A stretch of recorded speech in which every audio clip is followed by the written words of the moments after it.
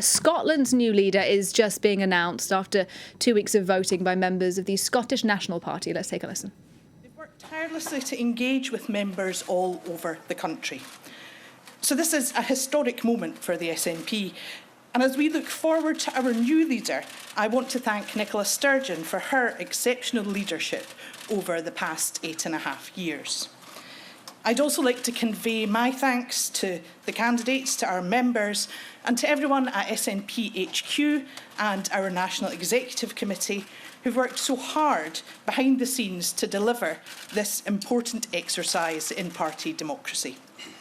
And I'm delighted to welcome to the stage to announce our new leader, Lorna Finn, SNP National Secretary.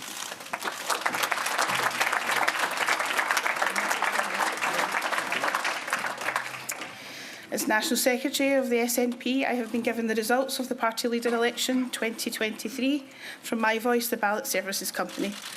These are as follows. The final number of eligible members was 72,169. A total of 50,494 ballot papers containing a valid vote were received. There were 3 rejected postal ballot papers. The turnout was therefore 70%. 48,645 of the ballots were cast electronically and 1,849 of the ballots were cast by post. The first preference votes are as follows.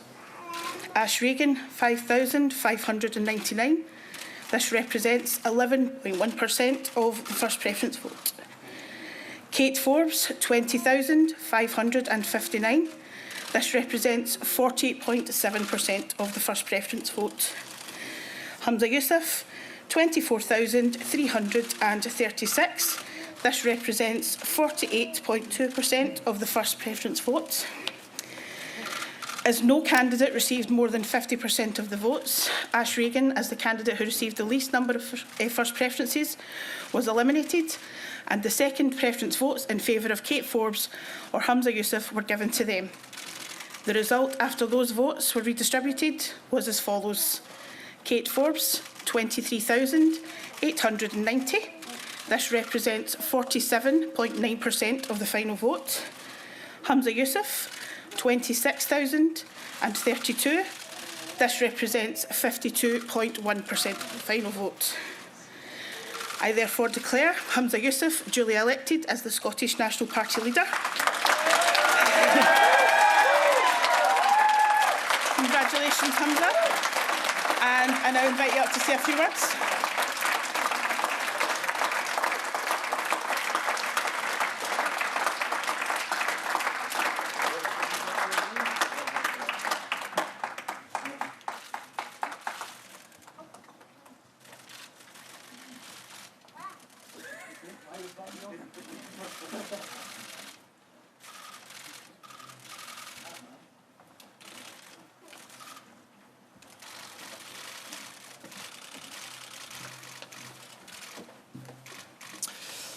Can I begin by thanking our National Secretary, Lorna Finn, and also can I thank our headquarters staff for all the incredible efforts that they have made right throughout this process. It is hard for me to find the words to describe just how honoured I am to be entrusted by our membership of the SNP to be the party's next leader and to be on the cusp of being our country's next First Minister. Can I begin by paying tribute to my colleagues, both Kate and Ash. During almost 20 hustings, it's probably felt like we've seen each other more than we have our respective families. You both have put in an incredible shift, and I know that collectively we will continue to work hard as part of Team SNP. I am not just humbled of that, I most certainly am. I also feel like the luckiest man in the world to be standing here as the leader of the SNP, a party I joined almost 20 years ago and that I love so dearly. Friends, it was the late John Smith, and he got it absolutely right when he said, "The opportunity to serve our country is all we ask. To serve my country as First Minister will be the greatest privilege and honour of my life, should Parliament decide to elect me as Scotland's next First Minister tomorrow. And just as I will lead the SNP in the interests of all party members, not just those who voted for me, so I will aim to lead Scotland in the interests of all of our citizens, whatever your political allegiance. If elected as your First Minister after tomorrow's vote in Parliament, know that I will be a First Minister for all of Scotland, that I will work every minute of every day to earn and to re-earn your respect and your trust. I will do that by treating you, the people of Scotland, with respect.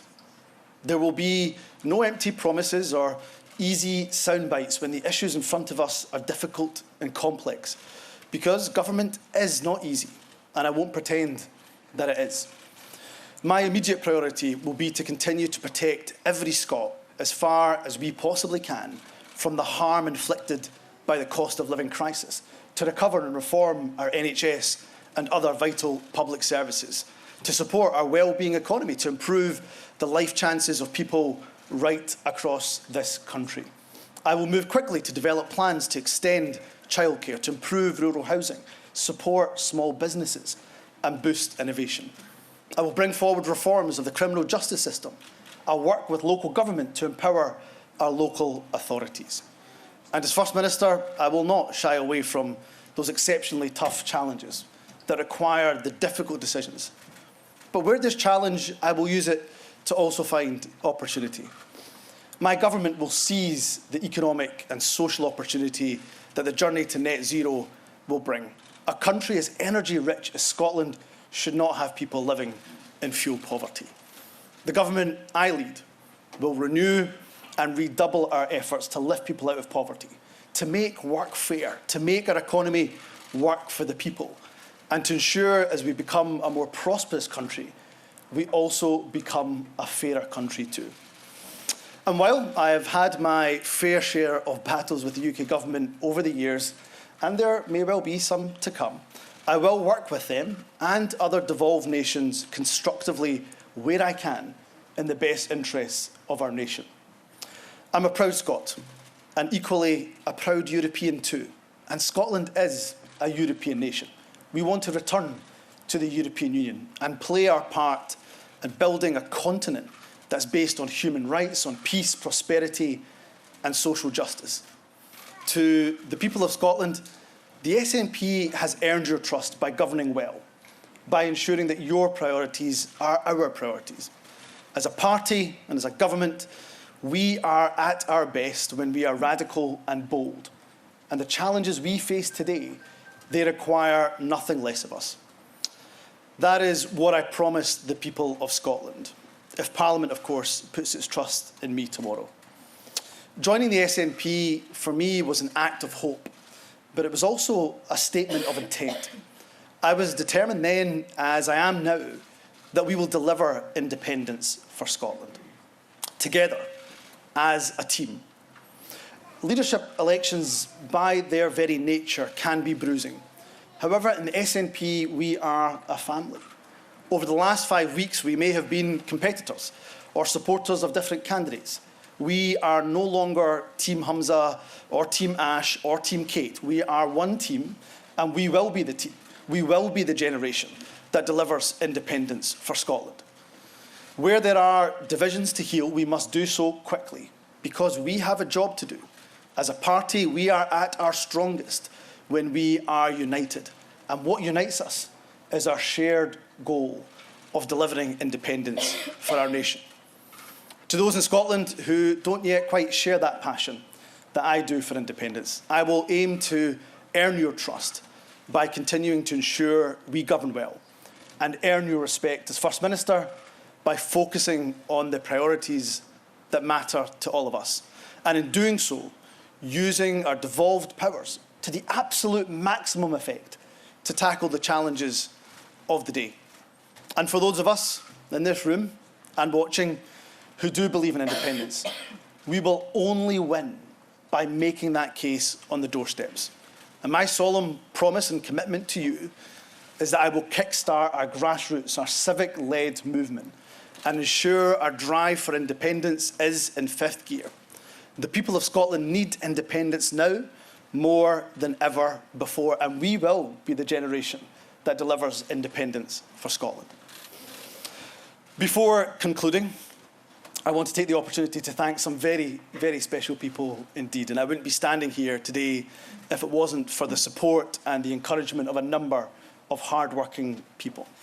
First of all, there is my amazing wife, Nadia. She is not just my rock, she is my compass, who helps to guide me through the most difficult times in life. There is no way, not a chance in hell, that I would be standing here if it was not for your love, for your support, and for your advice. Thank you for believing in me and for always being there for me. I will love you more, and I do love you more than the words that I can find to express. To my girls, this job will at times be all-consuming, I suspect, but know that there is no more important job in my life than being your dad. To Maya and Amal, you will always, always come first. To my mum, to my dad, to my sisters, thank you for your unwavering support throughout my life, for picking me up when I have been down and for telling me to keep going when at times I had my doubts. I'd also like to thank my phenomenal campaign team. You have worked day and night over the last few weeks to support me. You've all sacrificed time with your family and your friends because, like me, you believe in our vision of a progressive, socially just Scotland, and I will not let you down. A special mention to Neil Gray.